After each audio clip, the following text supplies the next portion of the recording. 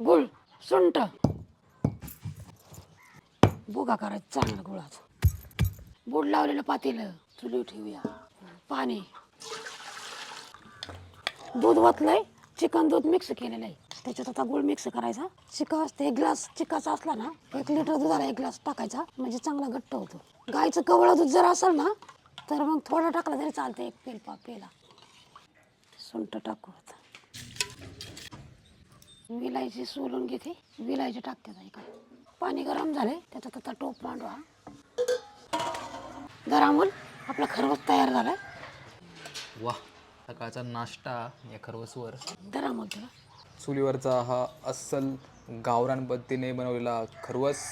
मंडळी, खरवस आईच्या हातचा. हो, आई आहे पहिल्याच व्हिडिओमध्ये. ट्राय करूया मंडळी.